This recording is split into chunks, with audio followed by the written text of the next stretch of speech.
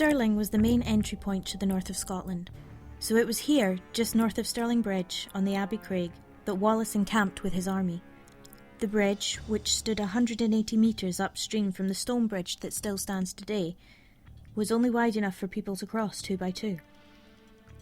On the 11th of September 1297, the battle began, as the English army was forced to cross the bridge.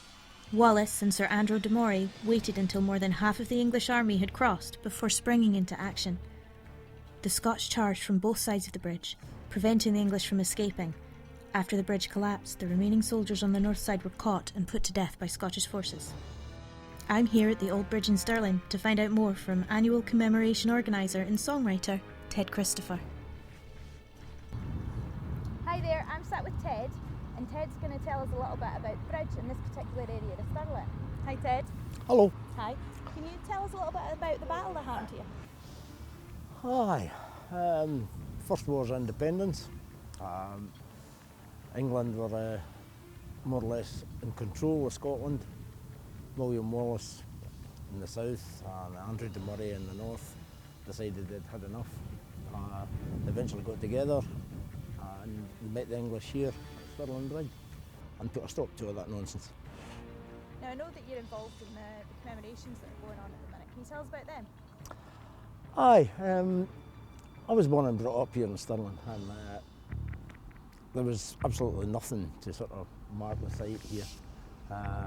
In later years there became a tree, but I think one of the greatest victories in Scottish history deserves a wee bit more than a tree. So eventually I got together with some friends and we formed the Guardians of Scotland Trust. And phase one of what we're doing, we managed to get some information cairns over there. And the most important thing, the flagpole with a saltire on it, which is the first time in 700 years that that's flown over this battlefield. So that's quite significant. And every year on the anniversary of the battle in September, we marched in for the castle and we have a wee ceremony down here to remember the men that fell. Obviously from our point of view it's a Scottish thing, but we're pretty inclusive. If anybody wants to come along to remember the English dead, then they're very welcome to do that as well. There's good men died on both sides, working under lords that made them fight, and I'm sure a lot of them didn't want to fight in the first place. Do you know if there's anything else planned for this historic site? We've got a lot planned for this historic site. Phase 2 will be the raising of a serious artwork on the site which will commemorate both Wallace and de Moray. It's in the planning stage at the moment. We've got the design that we want. We've got to tweak it a wee bit. A couple of things we want to change in the design, but we've basically got the design, we've got the sculptor. Now we just need to raise the money for it. We're also putting up commemorative benches which people can buy stones for with their names on, just to be part of this site.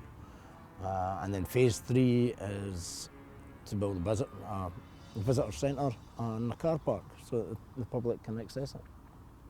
And is that all going to be here in this particular area? It's all going to be in this area, yeah. We're hoping to use that existing building across there, renovate it and use it as a visitor centre, and to the side of it will be a car park. It won't be a massive car park obviously, but it needs to be enough to accommodate a couple of buses and some cars, so that people who drive by here and see this artwork, which is just going to be stunning, it's huge, have somewhere that they can pull off the road and park and come and see it and learn a wee bit about the history.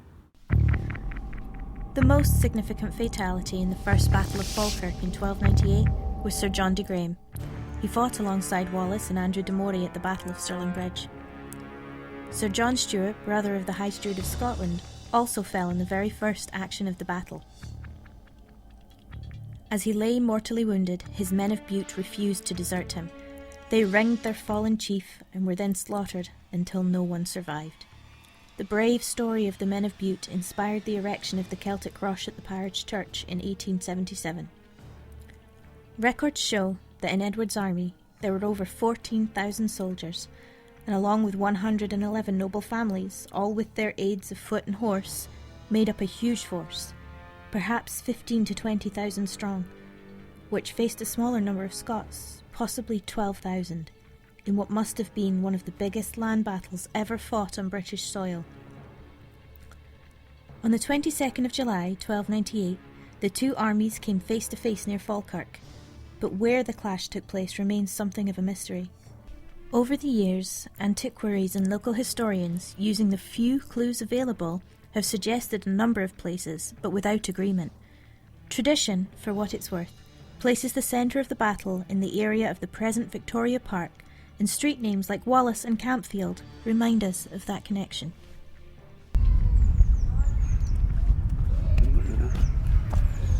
Good afternoon. Good afternoon, hi Gary. Let's sit down. Oh, right, okay. Right, can you tell us a little bit about the battle? Wallace didn't want to fight the Battle of Falkirk. The English army was far bigger than the Scots, and basically what Wallace tried to do was burn the land. So basically there was no food for the English army, and along the lines of a lot of the English army would then get bored and then decide to leave and sort of break up and then not have as many men. And from Longshanks' point of view, end up just getting bored and going, well, sod this, we'll just go back home and maybe come back up later. But by that point, Wallace would have had a bigger army. Wallace, in Scottish history, really, in conjunction with how things happen, unfortunately, Wallace was betrayed again by a fellow Scot who told Longshanks where the Scottish army was, and that's basically why the actual fight happened. The Scottish cavalry, unfortunately, which is in brave hearts true, the Scottish cavalry left to leave the Scottish guys on their own, and the longbow came into its own, really. And the longbow in those days was like having a machine gun, basically, and it went through the Chilterns, and the Scottish died, and it obviously broke the Chilterns up, which meant the English cavalry could come in.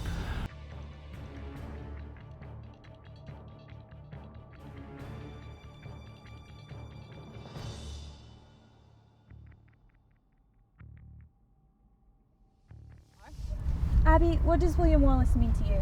William Wallace means a lot to me because he's a hero you can look up to instead of like just kind of thinking, oh, it's this random guy. It's like someone you can actually look up to who actually fought for what he believed in and actually achieved it.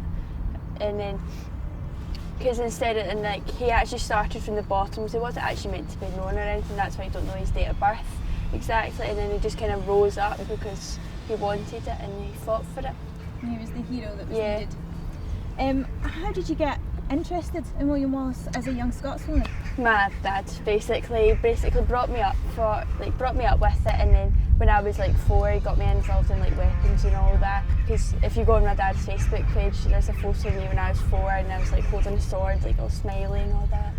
And then and then the history part of it, like kind of in school and stuff, wanting to show off that I actually know this, and trying to like get everyone involved. Can you tell us a little bit about the commemorations and what they mean to you? The commemorations we do one here every year. We do Wallace Day at Elderslie, where Wallace was born.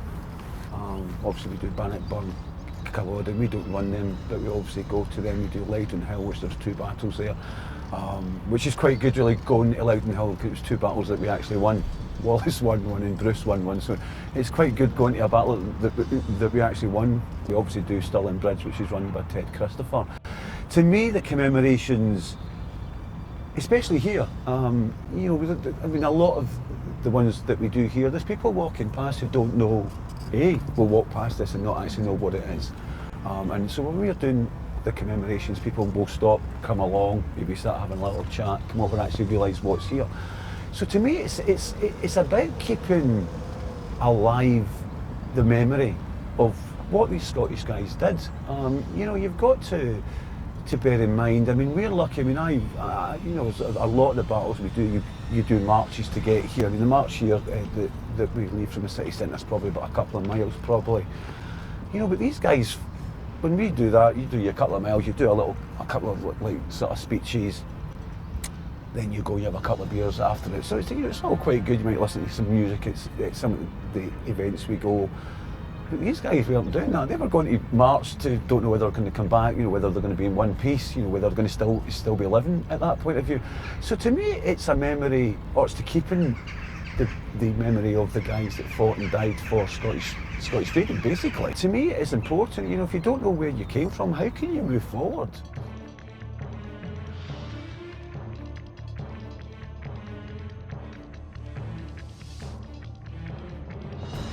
So you're the convener of the Young Lions. Yes. What's that? It's basically because when I was going to all the society meetings, I was like, where's all the kids? I want to talk to kids. Where are they all? And then like you always got bored at them. You always tried to persuade your dad not to go because like it was just boring. So then I was like, I want to make a committee for the young children for them to get involved in. It's basically a committee. It's like a young society of William Wallace for young kids. We do this thing called FFF, which stands for Fun Facts Friday, and I always do it every Friday. And just basically put up facts to just like educate children, and then like you can get involved by going onto the Facebook page, which is Sir William Wallace Lions, and basically you can go in that and then like get involved, and you can message me or email me. Right, so what is your view on the way Scottish history is taught in school? I'd rather it be taught a lot more because it isn't, and like for example my friends don't know that much about it, and they're like, where are you going? Why are you going there? What's that? And you have to explain it. So do you think the best way to get it taught more in schools is to get young people more interested in it outside of school, so that they'll clamour for that, so that they'll want that? Yeah, I think that as well. So like, obviously you could join the Young Lions and get involved, and your parents should parents should have been taught it, so then they can teach their kids, and they get more involved and actually want and make a choice in what they actually think, instead of just being like told that, instead so they can actually make their own opinion. That's brilliant, Abbey, thank you. So the Society of William Wallace was behind the creation of this cairnstone. That's correct. Yeah. How did it come about?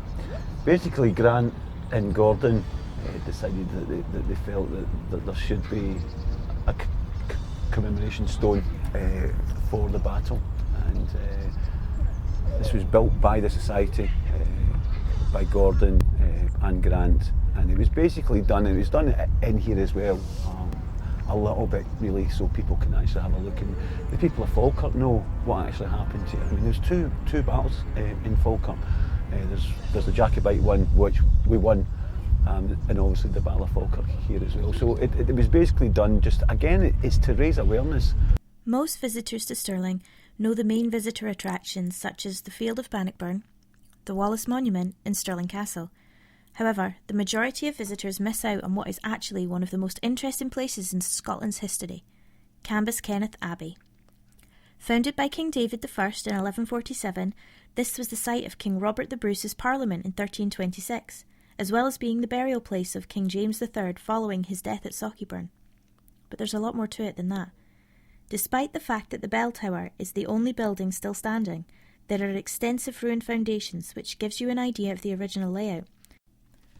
This is where preparations were made for both the Battle of Stirling Bridge and the Battle of Bannockburn. So many famous people have stood there before you, such as Sir William Wallace, Sir Andrew de Moray, King Robert the Bruce, Sir James Douglas, and many, many more.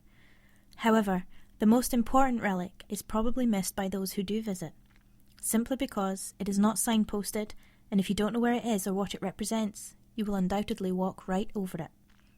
Following Wallace's judicial murder in London, his head was spiked on London Bridge and the 4 quarters of his body displayed in Berwick, Newcastle, St Johnstone of Perth and Stirling. His left arm and upper body were nailed to the recently rebuilt Stirling Bridge. The local legend states that the monks of Cambuskenneth Abbey crept out under the cover of darkness and retrieved Wallace's remains. These were then buried with due ceremony within the confines of the abbey, with his arm outstretched towards the Abbey Craig, the scene of his greatest victory. A small stone marked with WW was placed over the remains. A single white rose is placed on the stone each year by the local residents, who still pay their respects and who still remember. However, if Wallace had not been executed in a way we dare not to think about, he would have just been an enemy of the English king. If he would have been killed in battle or merely died in his sleep, the memory of this great man would have simply drifted into oblivion. But because he did not submit and he did not give in to the king, he became the man that tyranny could not defeat. He became our national hero. His death became Scotland's immortal seed of freedom. I'm coming home.